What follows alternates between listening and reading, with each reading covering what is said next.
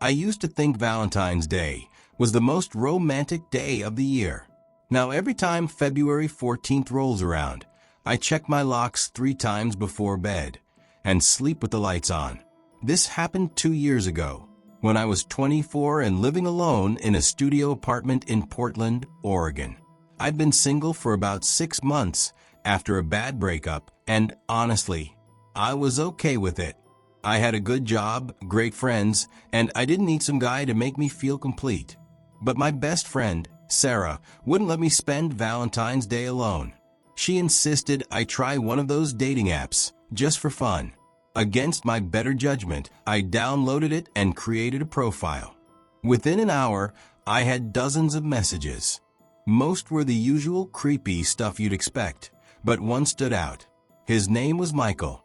His profile showed a good-looking guy in his late 20s, with kind eyes and a genuine smile. He was a graphic designer, loved hiking, and his bio was actually funny instead of trying too hard. We started chatting, and I was genuinely surprised by how easy it was to talk to him. We messaged back and forth for 3 days. He was charming, asked thoughtful questions about my life, and seemed genuinely interested in getting to know me. When he suggested we meet for coffee on Valentine's Day, I said yes. Sarah was thrilled. She helped me pick out an outfit and made me promise to text her updates throughout the date.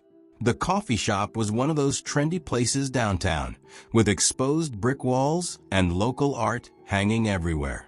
I got there 15 minutes early, because I'm always paranoid about being late. I ordered a latte and grabbed a table near the window, where I could see the street. Michael arrived exactly on time. He looked just like his photos, which was already a win. He was tall, well-dressed in a casual way, and when he smiled at me, I felt that nervous excitement you get on a good first date. We talked for 2 hours straight. The conversation flowed naturally. He was witty, interesting, and he actually listened when I talked, instead of just waiting for his turn to speak.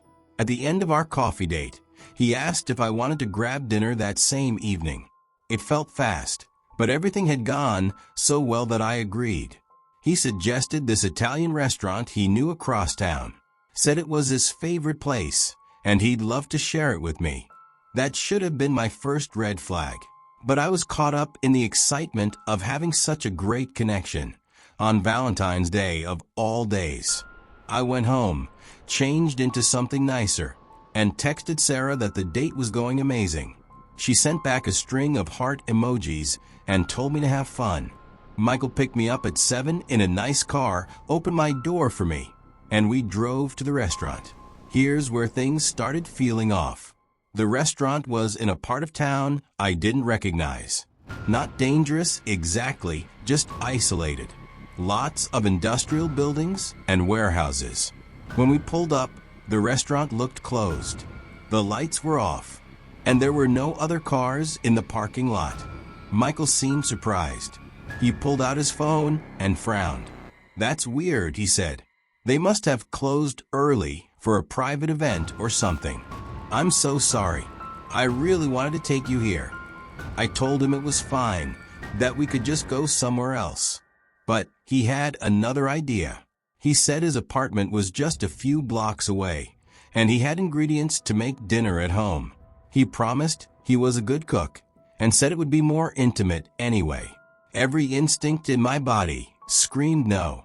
But he'd been so perfect all day, so kind, so respectful, and I didn't want to seem paranoid or rude.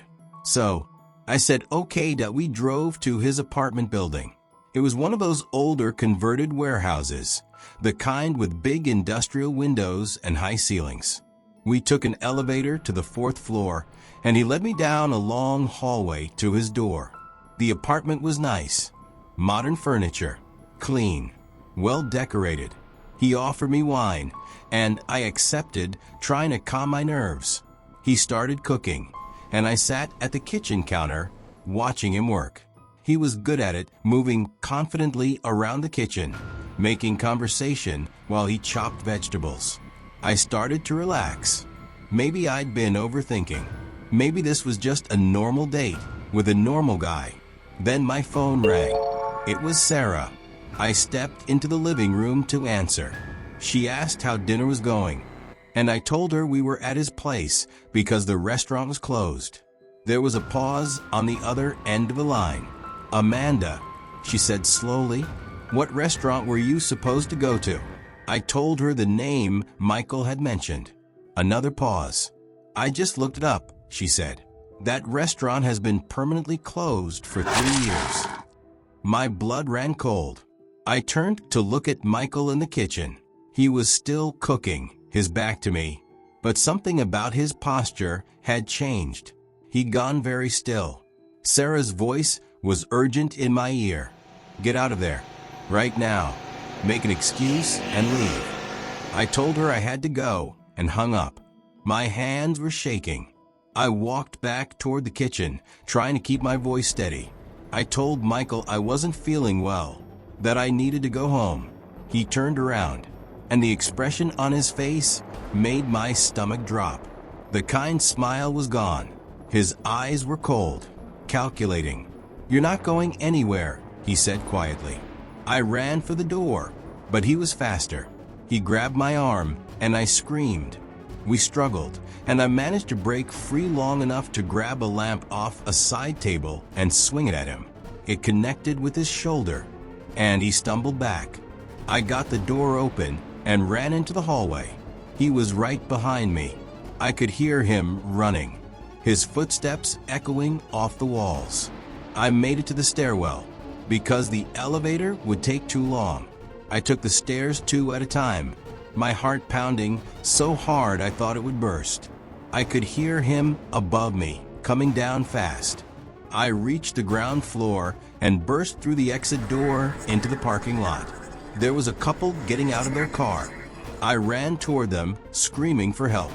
Michael stopped at the doorway when he saw the other people. He just stood there, watching me, with this look of pure hatred on his face. Then he turned and disappeared back into the building. The couple called the police. When the cops arrived, they went up to his apartment. It was empty, completely empty. No furniture, no kitchen supplies, nothing, just bare walls and floors. The landlord said that unit had been vacant for 2 months. The police traced his dating profile. The photos were stolen from a photographer's portfolio. The phone number he'd used was a burner. Michael wasn't even his real name. They never found him. But here's the part that still gives me nightmares. When the police investigated further, they found that in the past 18 months, 3 women in the Portland area had gone missing after Valentine's Day dates arranged through dating apps. All 3 had last been seen with men matching the general description I gave. None of them were ever found. The detective told me I was incredibly lucky.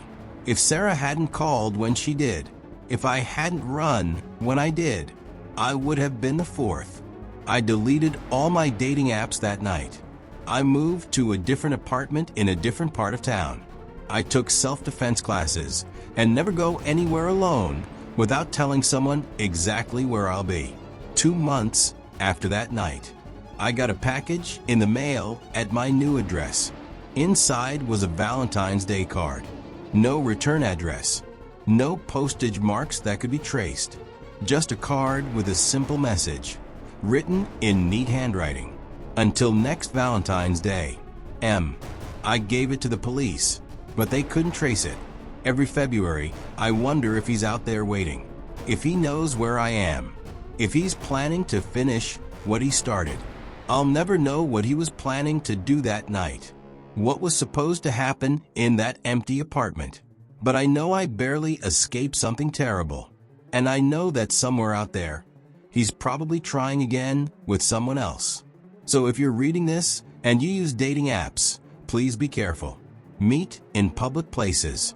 Tell your friends where you're going. Trust your instincts. Because there are people out there who use romance as camouflage for something much darker. I survived Valentine's Day 2 years ago, but those 3 other women didn't. And I carry that with me every single day, wondering if I could have somehow warned them, if there was something I could have done. Valentine's Day will never be romantic for me again. Now it's just a reminder of how close I came to becoming another statistic, another missing person whose family will never know what happened to her.